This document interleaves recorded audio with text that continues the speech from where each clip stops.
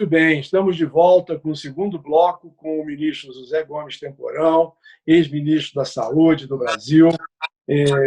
Agora vamos conversar um pouco sobre a situação atual que o Brasil vive, dessa pandemia, não só o Brasil, o mundo vive. Quais são as visões, qual é o olhar do ministro Temporão para como conduzir essa questão no nosso país. Mas eu tinha deixado uma pergunta no primeiro bloco, que eu gostaria de refazê-la, para que ele pudesse nos dar a sua opinião. Eu tinha dito que, se o conselho fosse bom, ninguém dava, vendia-se.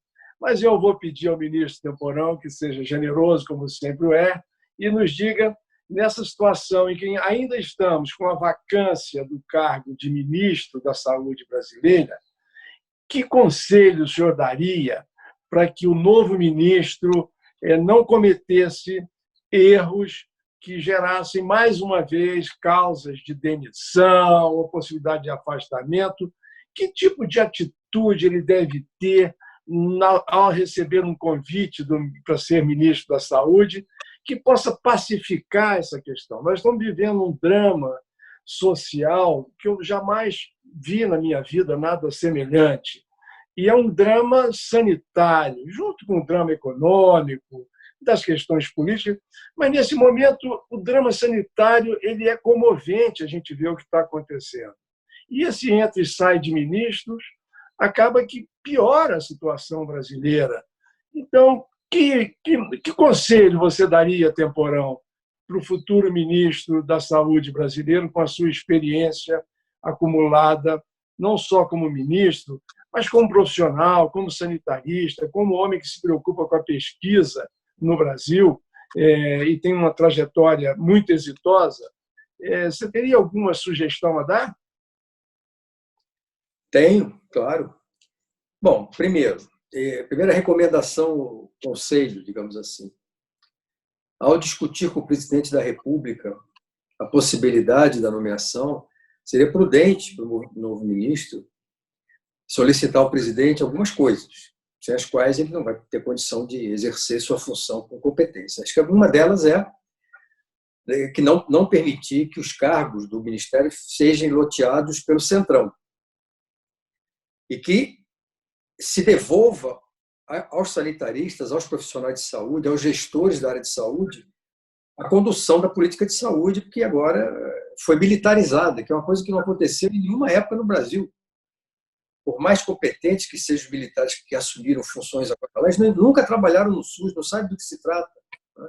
É uma coisa complicada. Então, essa seria a minha primeira recomendação. Carta branca para montar uma equipe técnica, estritamente técnica, e para poder desenvolver uma estratégia consistente. Segundo, imediatamente sentar com os secretários estaduais e municipais e construir um pacto em defesa da vida.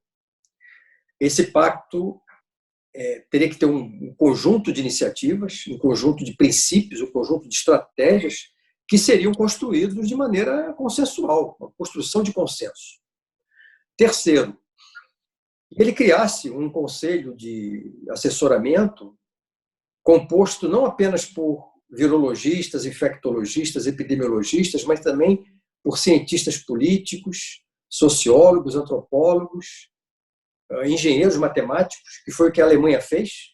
Na verdade, na Alemanha, o grupo assessor do Ministério tinha menos pessoal da área de saúde e mais pessoal de outras áreas. Por quê? Porque a gente está diante de um problema que a medicina e a saúde pública tradicionais não dão conta. Envolve a dimensão do cotidiano, da vida, do trabalho, do emprego, da economia, da saúde psíquica. É muito complexo. Terceiro, que ele respeite, prestigie a ciência e os cientistas. Que ele siga pelas evidências científicas que estão aí, estão disponíveis, são robustas. Nós temos uma doença nova, pouco conhecida. Na verdade, infelizmente, ela está sendo conhecida na prática. Ao cuidar dos doentes, os médicos estão vendo o que está acontecendo. Não se trata de uma gripezinha nem de uma pneumonia. É uma doença que afeta o organismo como um todo. O receptor, onde o vírus se liga na célula humana, ele está presente no cérebro, na pele, no intestino, nos rins, no coração, em outros órgãos. Então, você pode ter quadros muito, muito variados. Você ainda não tem, até o momento, um protocolo de tratamento adequado, os protocolos são ainda experimentais. Você não terá uma vacina muito rapidamente, né? Apesar das notícias que estão saindo aí, você, na melhor das hipóteses, no início do ano que vem, no primeiro semestre do ano que vem, nós vamos ter acesso, se tudo correr bem, estou torcendo para que sim, uma vacina. Então, num contexto como esse, você tem que seguir as evidências científicas. Você não pode ser um ministro que se deixe contaminar por outras questões, né? Sejam elas do campo da política, sejam elas do campo da economia, sejam elas de outras necessidades ou demandas, ou de outras pressões.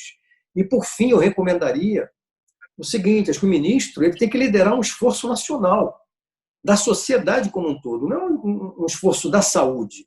É um esforço da saúde, dos empresários, da economia, das organizações não governamentais, das igrejas, né? Um grande pacto nacional. O momento agora exigiria um grande pacto nacional em defesa da vida, onde todos, independente da filiação partidária, da ideologia, sentem numa mesa e construam, primeiro, como é que eu reduzo o número de óbitos, como é que eu reduzo o número de casos, como é que eu permito que o microempresário, o empreendedor, as empresas possam sobreviver, como é que eu impeço um colapso econômico. Tudo isso está interligado, né? E a ciência nos ajuda nisso. E nós temos uma outra vantagem comparativa. A gente sabe o que aconteceu na Europa, na China, o que está acontecendo nos Estados Unidos. A gente pode evitar os erros que eles cometeram e tentar acertar um pouco mais. Eu acho que, fora disso, José, com toda franqueza, nós vamos ter um ministro. Eu estou preocupado, porque eu estou vendo pessoas se oferecendo para serem ministros e falando coisas sem evidência com base na ciência. A gente pode conversar até sobre isso, né? Porque agora, na falta disso que eu sugeri, estão transferindo toda a discussão para uma pílula, como se uma pílula fosse resolver tudo numa mágica. Que é a cloroquina, não é? Que é a cloroquina que estão sendo oferecida. Esse é um assunto que também eu queria lhe abordar, mas antes de falar um pouco dessa coisa assim absolutamente inusitada para mim, que é esse culto à cloroquina,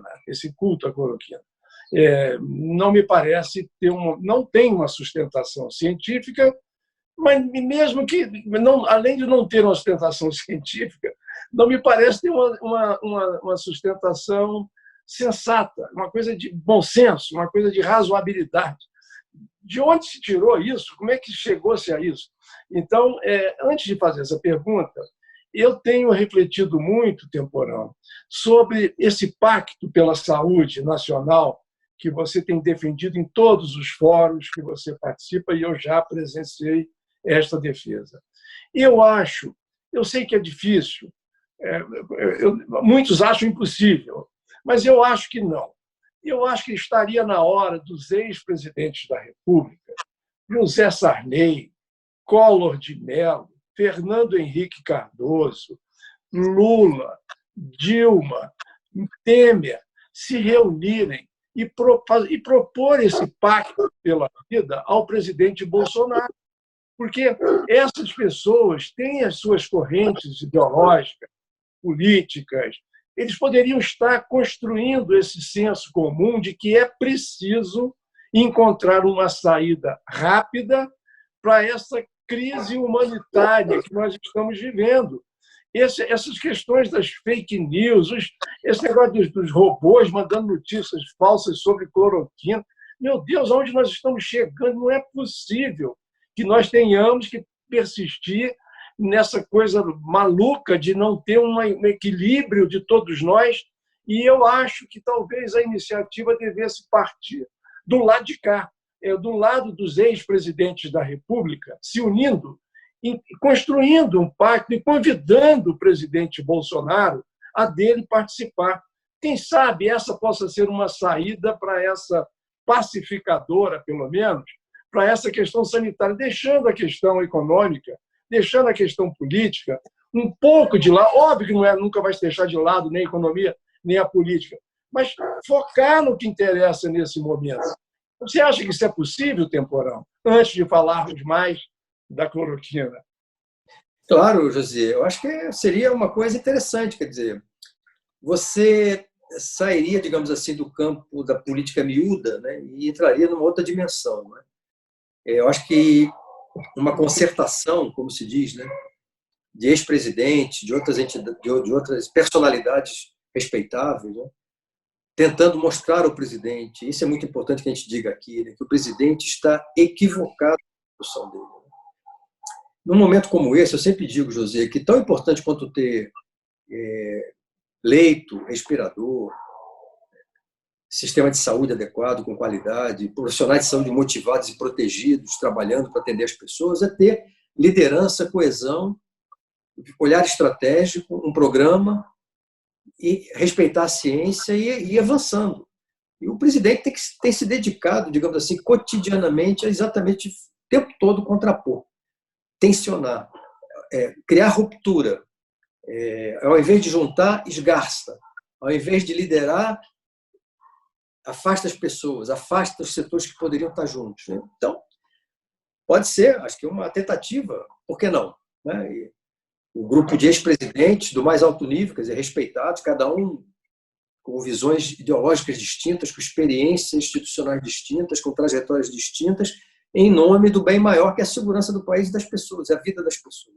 É isso que eu penso, estou de acordo também. Vamos ver, quem sabe a gente consegue que essas personalidades construam esse campo.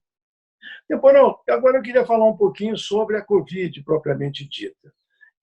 Você já nos antecipou que talvez essa questão da vacina, que é a única maneira que a gente sabe que é possível de termos um tempo pós-Covid, seria a vacina acontecer. Então, enquanto não tiver uma vacina, nenhum brasileiro, nenhuma pessoa de todo o mundo vai estar segura para tomar qualquer atitude pessoal enquanto isso não ocorrer. Uma segunda questão são os antivirais específicos, que também tem muito laboratório, em colaboração uns com os outros, tentando desenvolver alguma medicação que seja antiviral, que possa combater a infecção do coronavírus. Algumas experiências promissoras têm sido destacadas já, um laboratório aqui, outro lá. As vacinas, aparentemente, conforme você afirmou, ela não sai esse ano, se sair, na melhor das hipóteses, é no primeiro semestre do ano que vem. Num encontro recente com a Nízia Trindade, presidente da Fiocruz, ela nos disse que a Fundação está se organizando para a capacidade de produzir vacinas em escala necessária para a população brasileira. Portanto, se surgir uma vacina em qualquer lugar do mundo e for possível produzir aqui no Brasil, a Fiocruz já estará certamente pronta para isso. Outras entrevistas que fizemos aqui de laboratórios globais também estão com o mesmo cuidado e tal. Mas eu queria um pouco que você falasse sobre essa situação nossa. Como é que você está vendo essa crise? Você acha que tem alguma expectativa, alguma perspectiva dessa pandemia atingir um determinado topo e ficar ali, começar a decrescer quando esse número de mortes, de infectados, se essa questão essa questão dessa pílula milagrosa aí da cloroquina, que pseudo-milagrosa, falso-milagrosa, que não tem base na ciência, como é que você está vendo esse movimento? Você acha que a gente está saindo, alguns estados estão liberando, outras cidades liberando, outros contraindo mais, aumentando o confinamento. O confinamento é um problema que a gente precisa entender também a perspectiva das pessoas, do ponto de vista da saúde mental, da dificuldade de ficar em casa em pequenas habitações, compartilhando com muita gente.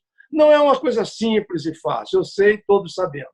Mas você talvez pudesse fazer uma análise como um grande sanitarista que de que forma você está vendo essas questões todas e qual o caminho que você acha que nós devemos seguir no Brasil.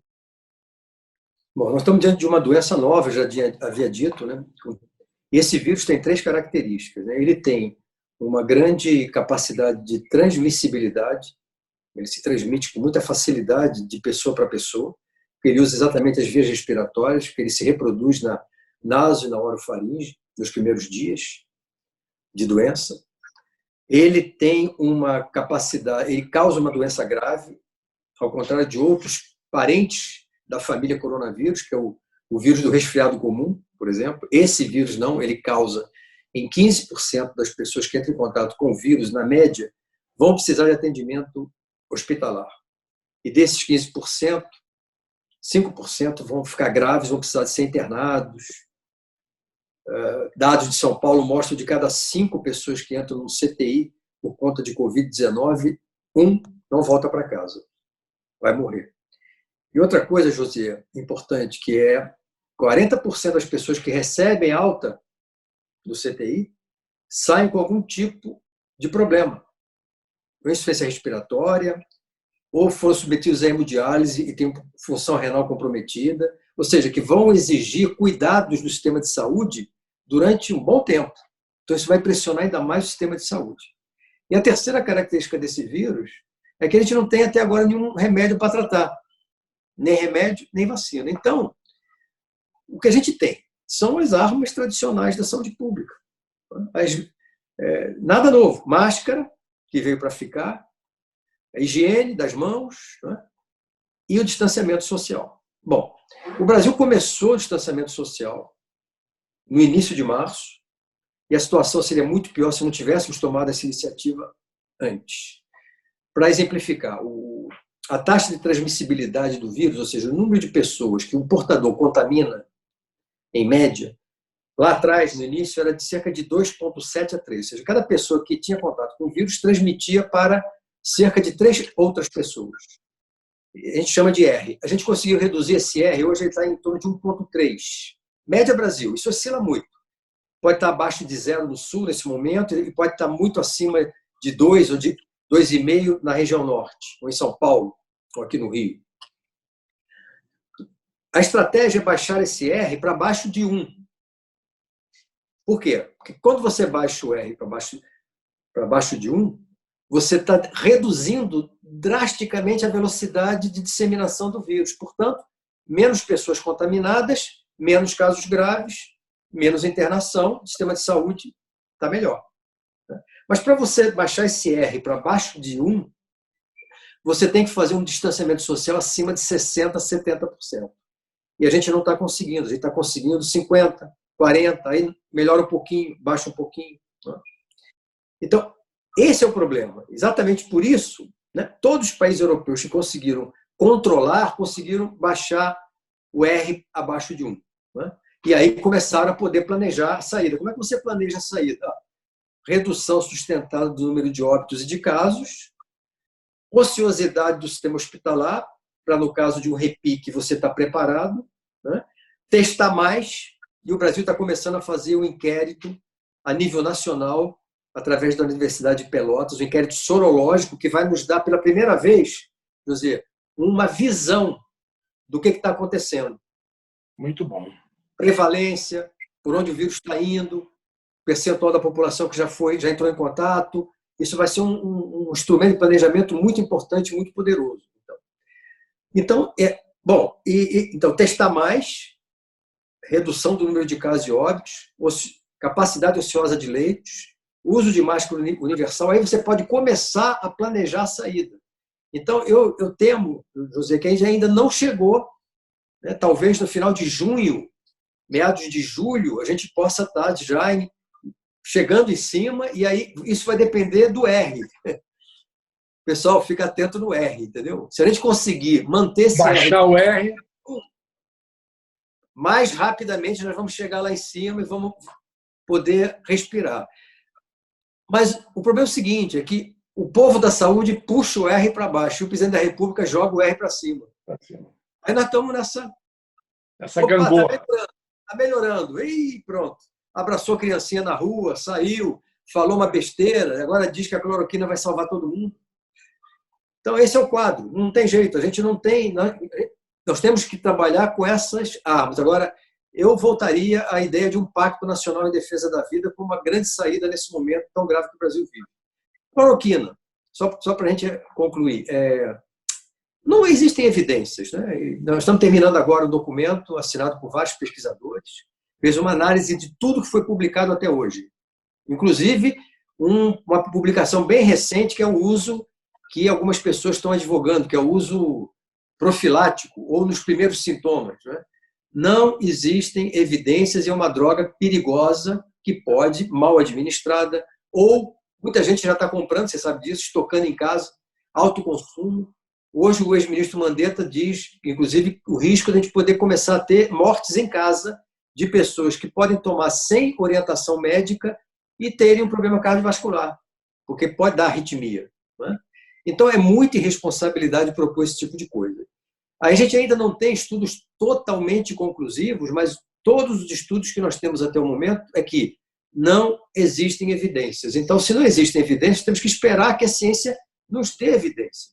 O curioso nesse debate é o seguinte: as pessoas que insistem nessa estratégia, vamos dar cloroquina para todo mundo, criticam os estudos publicados, mas não nos dizem que estudos realizados sustentam sua posição, porque eles não existem.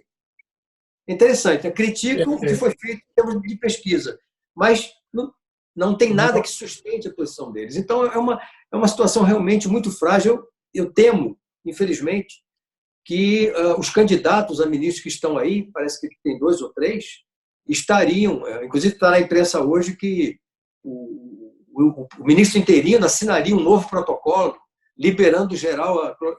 Infelizmente, se isso acontecer, a gente vai ter que recorrer à justiça, porque isso seria um ato de grande gravidade, de ameaça à saúde pública, colocando em risco a vida das pessoas de maneira totalmente desnecessária. Muito bom, ministro José Gomes Temporão. Você vê que quando a conversa é boa, passa rápido. Eu agradeço muitíssimo a gentileza do seu tempo. Acho que foi um aprendizado gigante para todos nós. Nós temos que sair daqui hoje dessa conversa.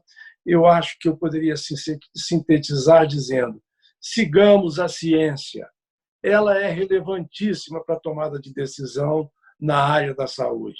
Não nos iludamos com pílulas mágicas ou capazes de fazer alguma coisa sem que essa evidência e aquilo que o ministro Temporão reafirmou do risco desses remédios estar sendo tomados sem qualquer controle, gerando uma calamidade maior do que a que já temos hoje. Então, eu agradeço muitíssimo, José Gomes Temporão, a sua presença, os seus ensinamentos, o compartilhamento do seu saber e da sua experiência, e espero contar com você em breve com um novo Fish Talks para a gente conversar um pouco mais sobre outras coisas da vida e da saúde. Muito obrigado e até o próximo encontro. Grande abraço, José. Muito obrigado. Foi um grande prazer. Gostei muito. Obrigado, um abraço. Um abraço.